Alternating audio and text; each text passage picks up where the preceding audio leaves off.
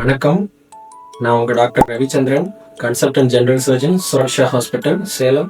So அடுத்து நம்ம என்ன பண்ணோம் அப்படின்னா, பேஷண்ட்டு அந்த காயப்பட்ட இடத்த வந்து கண்டினியூஸ் ரன்னிங் டேப் வாட்டரில் மினிமம் 10 மினிட்ஸ்லேருந்து அப் டு 1 hour வரைக்கும் கண்டினியூஸ் ஃப்ளோவில் அந்த ஊண்டை வந்து நம்ம வாஷ் பண்ணணும். அதுக்கு மேலே நம்ம அடிஷ்னலாக நம்ம மாவு வைக்கிறது, இல்லை நம்ம இங்க் வைக்கிறது, பட்டர் வைக்கிறது, ஆயில் வைக்கிறது, இல்லை பேஸ்ட் வைக்கிறது, இதெல்லாம் ரொட்டீனாக அப்ளை பண்ணி நம்மகிட்ட கூப்பிட்டு வரும்போது இந்த மாதிரி கூப்பிட்டு வருவாங்க. ஸோ அதெல்லாம் பண்ணாதீங்க. வெறும் ரன்னிங் டேப் வாட்டர் மட்டும் அப்ளை பண்ணாலே போதும்.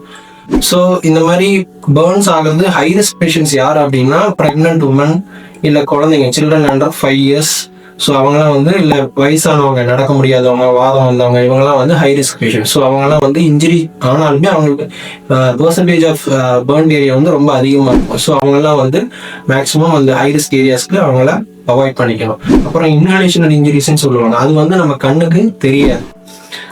அவங்களுக்கு மூச்சு குழாயில் தீக்காயம் ஏற்பட்டிருக்கும். அது எப்படி கண்டுபிடிக்கணும் அப்படின்னா, அவங்களோட மூக்கு பகுதியில், மீசை பகுதியில் இருக்க முடியெல்லாம் கருகி இருக்கும். அவங்க வாய் பகுதியில் பார்த்தீங்கன்னா கருகின சதை இருக்கும். அப்புறம் அவங்க இருமல் வந்துகிட்டே இருக்கும். இல்லை அப்படின்னா அவங்க மூச்சு விடும் போது விசில் சவுண்டோட அவங்க மூச்சு விடுவாங்க. ஸோ இந்த மாதிரி இருக்குது அப்படின்னா பேஷண்ட்டை கண்டிப்பாக அட்மிட் பண்ணி அப்சர்வ் பண்ணணும். அவங்களுக்கு தேவையான ஆக்சிஜன் கொடுப்போம். இல்லை அப்படின்னா ஸ்டீராய்ட்ஸ், நெபுலைசேஷன், இந்த மாதிரி ட்ரீட்மெண்ட் போகும். ஸோ மூச்சுக்குழாய் இன்ஜுரிஸ் வந்து ஒரு லைஃப் த்ரெட்டனிங் கண்டிஷன். அது முன்னாடியே ரெகக்னைஸ் பண்ணிட்டோம்னா அது பெட்டர். ஸோ அவங்களுக்கு எப்படி ஏற்பட்டிருக்கும் அப்படின்னா, ஒரு க்ளோஸ்டு ரூம்லயோ ஒரு க்ளோஸ்டு கார்லயோ தான் அவங்களுக்கு வந்து இந்த மூச்சுக்குழாய் இன்ஜுரிஸ் ஏற்பட்டிருக்கும். ஸோ அந்த மாதிரி பேஷண்ட்டை கண்டிப்பாக நம்ம அட்மிட் பண்ணி ட்ரீட்மெண்ட் பண்ணணும். அப்புறம் நம்ம செய்ய வேண்டிய ப்ரிகாஷன்ஸ் என்னென்ன அப்படின்னா, நம்ம இந்த மாதிரி தீபாவளி டைமில் ஃபயர் கிராக்கர்ஸ் பண்ணும்போது ஒரு லூஸாக கிளாத்தை நீக்கூடாது. இல்லை பாக்கெட்டில் வந்து மொபைல் ஃபோனோ இயர்ஃபோனோ வச்சுட்டு அது பண்ணக்கூடாது. கையில் குழந்தைய வச்சுட்டு நம்ம கிராக்கர்ஸ் கிட்ட பண்ணக்கூடாது. வீட்டுக்குள்ளே நம்ம கிராக்கர்ஸை ஸ்டோர் பண்ணக்கூடாது.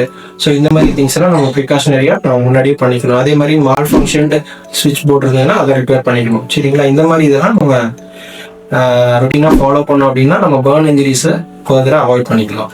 ஸோ சேஃபாக தீபாவளி கொண்டாடுங்க. அனைவருக்கும் தீபாவளி நல்வாழ்த்துக்கள்.